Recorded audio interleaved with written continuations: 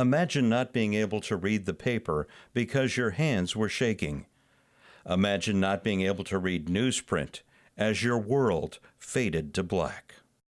The National Federation of the Blind, Newsline, Indiana.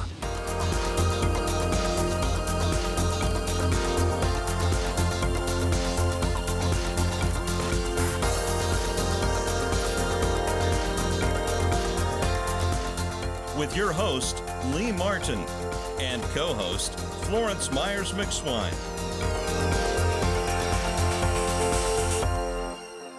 We want to welcome you to the National Federation of the Blind Newsline show.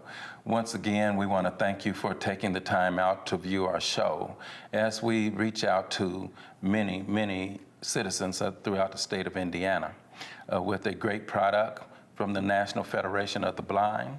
It's a product that allows blind citizens and those that face different print challenges the opportunity to read newspapers, magazines, TV guides, job listings, which is very important to those of us that are blind and print challenged. Florence, how are you doing today? I'm doing well today, Lee. You know, we've had a number of comments that come to the show and come to us over the last several years. And we want to talk about a few of those comments. You have one or two that sticks out in your mind? I do. One that actually comes to mind is one from a gentleman by the name of Chester. And he mentioned that having access to NFB Newsline is like having global news right at his fingertips. He uses the service quite frequently. Another woman by the name of Tammy, she said that she's been blind all her life. And as a child, she used to come up to the checkout counter.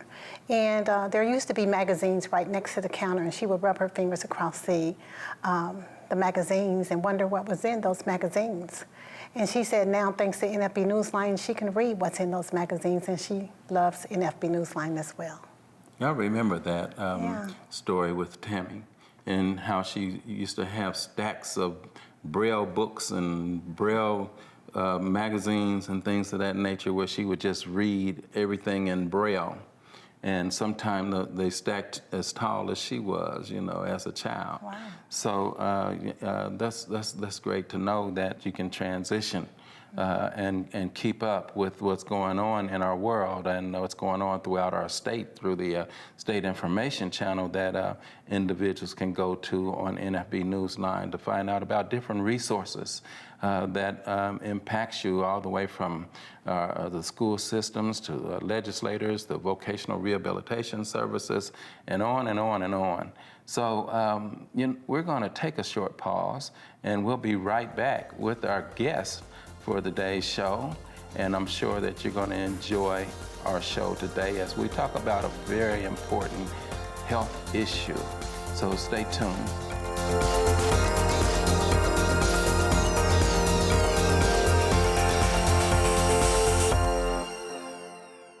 I'm Danny Wayne Beamer, Program Manager of the Elder Blind Program at the Will Center in Terre Haute, Indiana. I introduced the NFB Newsline to seniors in 13 southwestern counties in Indiana. I also utilize the NFB Newsline for my radio station public affairs shows. The NFB Newsline, experience it today. Learn more by calling 855-963-6476 or visit nfbnewsline-in.org. We are the nation's blind, and we read NFB Newsline. If you or someone you know is visually impaired or print challenged, the National Federation of the Blind has a resource you need. Wow, I scored a touchdown when I found sports on NFB Newsline. I enjoy reading TV guide listings on NFB Newsline. Learn more by calling 855-963-6476 or visit nfbnewsline-in.org. We are the nation's blind. We read NFB Newsline. It's free.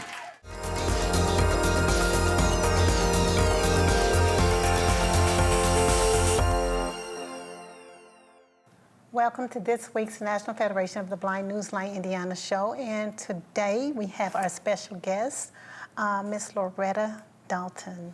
And Miss Loretta Dalton, you're a community social worker. Yes. And welcome to our show. Welcome to the show. Thank you. So today we're going to be talking about a disease that quite a few Americans have, Yes. and also individuals worldwide. And we just appreciate you coming onto the show to share this information as you are coping with this disease called lupus. Yes. Okay. And how long have you been coping with lupus? About 15 years. 15 years. Okay. So when were you diagnosed with lupus? It was in the early 2000s. So it's, like I said, it's been about 15 years. Normally it takes about 5 years to get a diagnosis of lupus because it mimics so many other diseases. So there's lab tests that they have to do, different symptoms that you show that, and they come up with this diagnosis. Okay. Now, can you tell me, Loretta, what were the symptoms that you were experiencing at the time? Chronic fatigue. I did develop a rash. The sunlight would really affect me. If I'm around fluorescent lights, I would feel drained. My eyes would hurt. I had joint pains, so those were my symptoms. Okay. So you said you had the skin as well. Yeah. So I know that there's 4 different forms of lupus, and I know that is one of them. And that's so 10% of individuals that have skin issues with the lupus comes from that rash. Am I correct? Right. Okay. So some people have it, which is called discoid lupus, and it's like a rash over their body. And then with the ones that have the systematic, or it was called SLE, you may have a rash that will go away. So my rash did go away. When I have a flare, I may get another rash. And now, sometimes it's around the nose, or like your finger. For me, the bed of my fingernails, around my fingernails, is more lighter color than my complexion. So with the SLE lupus, and you want to look that up if you want the full name for that, you may have a rash, but it also impacts the organs in your body. It can, if you're not treated. Even with treatment, you can have impact on your organs, such as your brain, your lungs, your kidney, and the biggest organ of all, which is your skin. Okay. Now, Loretta, prior to discussing lupus with you, to be honest, I knew very little about the condition. And so I did do a little research on lupus. And it says that it is a autoimmune disease that affects the healthy cells. Right.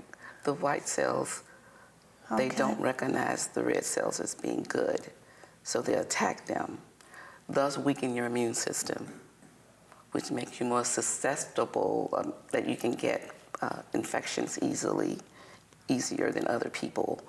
And also it makes your body, it weakens your body, and therefore it impacts your organs. That's my take on it.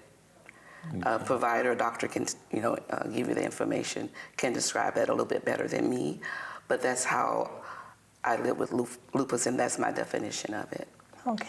Well, I know that the National Lupus Foundation of America states that there's 1.5 million individuals in the U.S.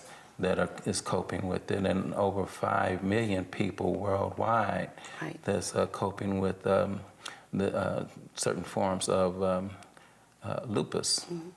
And when you first discovered that you were, when you were first diagnosed with lupus, what went through your mind? What as a individual that coming into that type of news? Well, when I first heard that and I started this journey, because I decided to look at it as a journey with lupus, I was shocked. I couldn't believe it, because I'm like, nobody in my family have this. This is, it was devastating really to me. But at the time, my husband was still on earth and I had his support, the thing that came to my mind was, how long do you live? Will I be able to continue to work? How long will I be able to take care of my children? Should I tell my whole family? And lupus is a disease nobody can see because you look so well. Will people understand what it is? Everything went through my mind when I heard that word that I had lupus. So with my faith in God, I made a conscious decision to just live in the shadow, that I wouldn't tell anyone. I made a decision that I would tell, my husband, what he knew, and that we would walk this journey together. So I know I made that a long story, but that's what came in my mind: disbelief, Wow. death. And that is your story. Mm-hmm. And thank you for sharing it with us. Okay. Yeah, because you're just, I guess you joined the ranks as the Centers of Disease indicates that there's 16,000 people a year that succumbs to lupus, Right. having the disease itself. So, I know that it states that there's a lot of pain. Do you associate your lupus with a lot of pain? Are you enduring a lot of pain when you go through it? When I have a flare-up, I have a lot of pain, but I have to, the way I cope with the pain is I do take occasionally ibuprofen or Tylenol, but I do pray a lot. My faith in God keeps me strong and help me to endure this journey. But the joint pain, sometimes the worst time when I have pain, the worst part for me is not at work, is when I go to church and I have to walk and I don't feel up to walking, but you have to push yourself. So I encourage people with lupus, when the pain comes, try and keep moving even if you're tired, because it helps. Exercise is good for people with lupus in moderation. So it's something that I cope with. My doctors have offered me different things for pain, but I opt to just do those three: Tylenol, ibuprofen, not a lot of either one, and prayer. Okay. Now, Loretta, with the flare-ups, are there certain conditions or certain things that cause the flare-ups? I know that stress, for instance, affects everyone. So what would you say causes your flare-ups, or as you believe? I have been journaling and trying to understand why I have flare-ups. Okay. Added stress, because we're all going to have some stress in our lives, but added stress can cause flare-ups. Change in your home, death in your family can cause flare-ups. Some certain foods can cause my flare-up, and I know it. And like any human, when I find out that food would cause it, I try to avoid that food. Like tomatoes can cause a flare-up for me. Eating garlic, which is one of my favorite things to eat, can cause a flare-up. So, but sometimes for no reason, you don't understand, and that's why the Lupus Foundation called lupus one of the cruelest diseases ever. Because you could be just having a wonderful day, and all of a sudden you feel you're tired, so tired, that you can't even describe how that feels. And you could have plans with your family and friends to do a lot. And at that moment, you're just so tired and feel so burdened. And it just comes like a whoosh, and you have to tell them that you can't do it today. And they'll look at you and think, I don't know why, because you look fine. Mm-hmm. And you want to explain it to people, but you can't even describe the fatigue that you feel. So to answer your question short and to the point I really don't know. Okay. I mean, I know tomatoes can make me feel a certain way, and garlic, certain things in my diet, and I know when I have added stress, it can cause problems for me. Well, we're going to take a short pause, and we're going to come back and talk a little bit more about the lupus and some of the effects of it and how it has impacted your life, so that we can educate some of our viewers. And we're going to talk a little bit about the organs that it affects as well, including the eyes. So we'll be right back. Stay tuned. We'll be right back with Miss Loretta.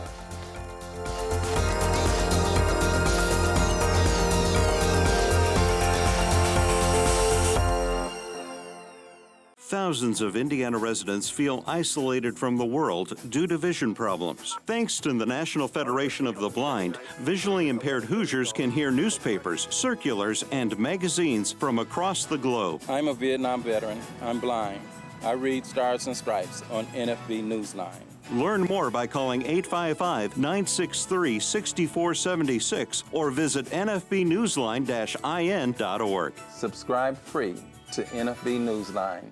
If you or someone you know is visually impaired or print challenged, the National Federation of the Blind has a resource you need. I use NFB Newsline when reading Hammond Northwest Times. Using NFB Newsline, I read the Christian Science magazine. Dad, you read your Jerusalem Post, too. Learn more by calling 855-963-6476 or visit nfbnewsline-in.org. Live the life you want. Read NFB Newsline. It's free.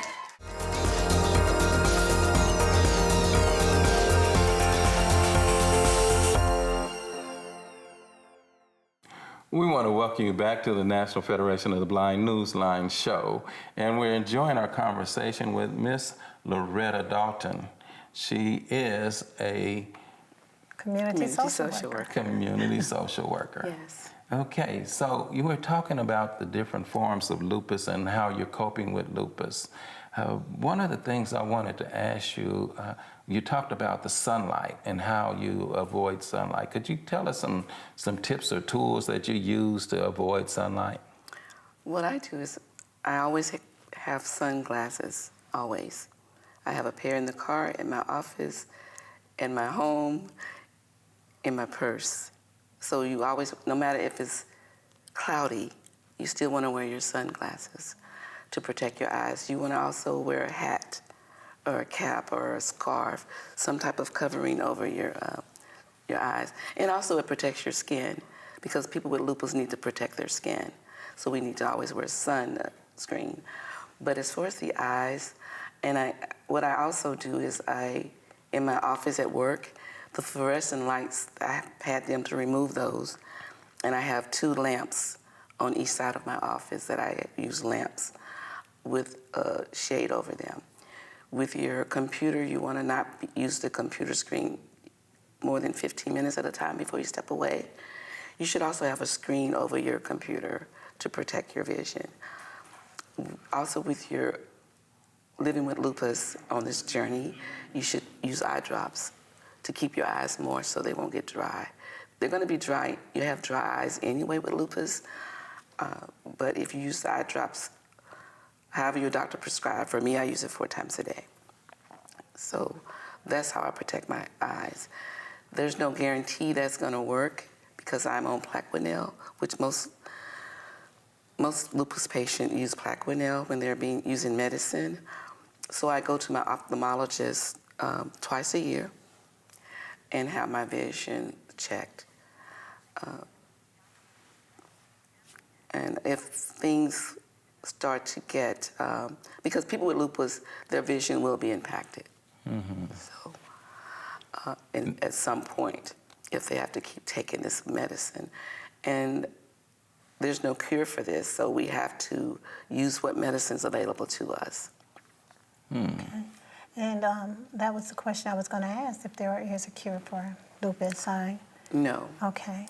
This is a journey that we have to take, similar to people with diabetes or hypertension. Ours is just an unpredictable one. There's still research being done with lupus. As a matter of fact, I think next week there's a picnic going on for people with lupus, a fundraising picnic. But your vision, that's all you can really do is those things I just named off. It's protect your eyes from the sun, protect your eyes from the lighting, and use eye drops if you have to. And you know, that's so similar to people with eye disease as well, you know. They tell them the same thing and try to walk away, you know, don't walk toward the sun, don't look directly at the sun and things like that when they're coping with different eye conditions. Now, lupus impacts the women more than men. Yes, it impacts.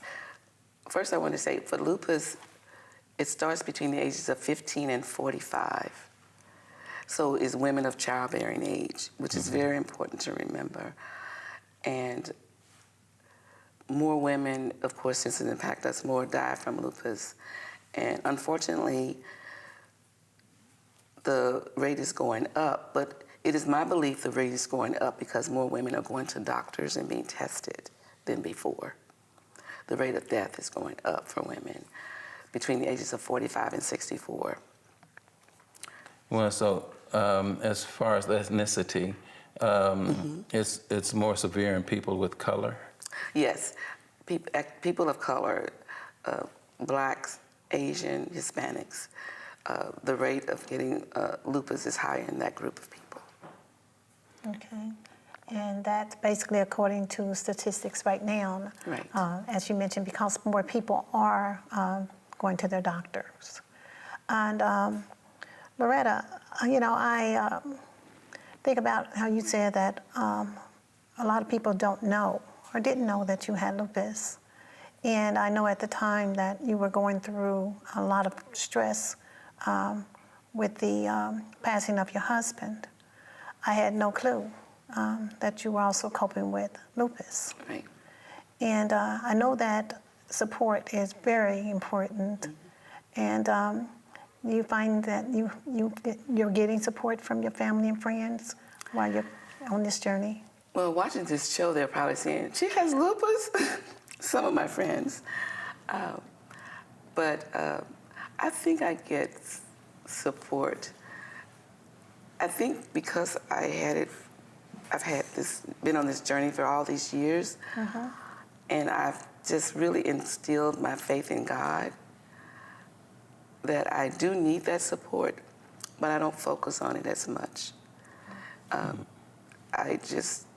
Because I know people are all going through things in their lives.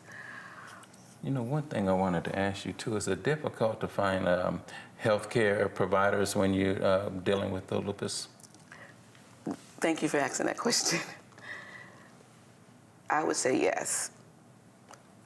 I think you need to find a healthcare provider. You can find a provider, of course, but to find someone that is in tune with you, that care about you, is what I really want people to think about. You want to find someone that you can ask any question to and they won't dismiss it.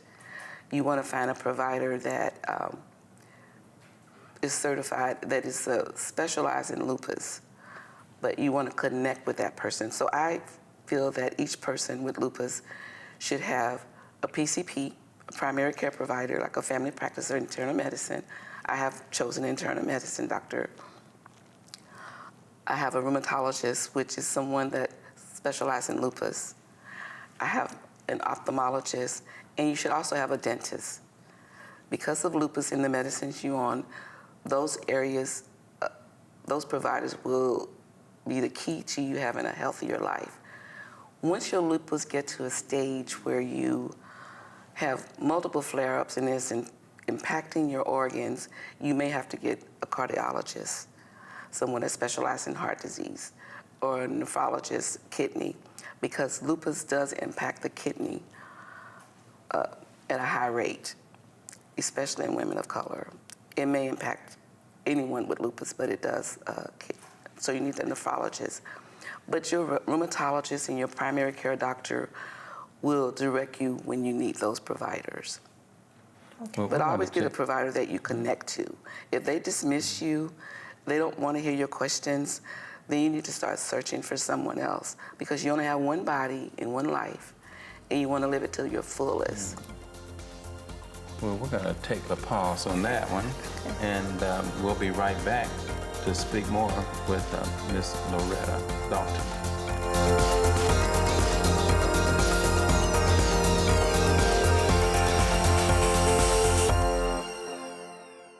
The National Federation of the Blind knows that blindness is not the characteristic that defines you or your future. Every day we raise the expectations of blind people because low expectations create obstacles between blind people and our dreams. You can live the life you want. Blindness is not what holds you back. With my failing eyesight, I'm not able to read regular newspapers, and I'm not able to keep up with obituaries. I've been a homemaker all of my life, but since my vision has failed, I wish I could read my favorite magazines. Have you heard of the NFB Newsline? Learn more by calling 855-963-6476 or visit nfbnewsline-in.org. Subscribe free to NFB Newsline today.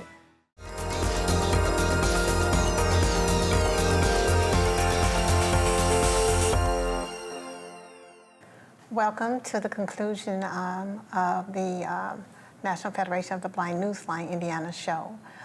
We have had a wonderful conversation with our guests, Loretta Dalton and Lee.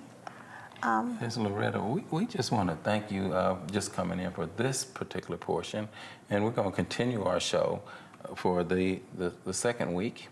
And we just want to thank you once again for coming in for this portion, because we're going to continue to talk about the lupus and some of the other community social work things that you do. So we're going to come back with that, more information on that. Now, we want to also let you guys know that we do have a new product with the National Federation of the Blind, and that's with the Amazon Alexa and their devices, where individuals now can use the Amazon Echo and Dot to access NFB Newsline. So if you watch our commercials or listen to them, you will be able to find out the information to contact us so that we can direct you and get you signed up for the Newsline services. So thank you very much for joining our show, and we look forward to our continued show with Miss Loretta Dalton. The National Federation of the Blind, Newsline, Indiana. For more information, go to nfb-in.org or call 855-963-6476. That's 855-963-6476.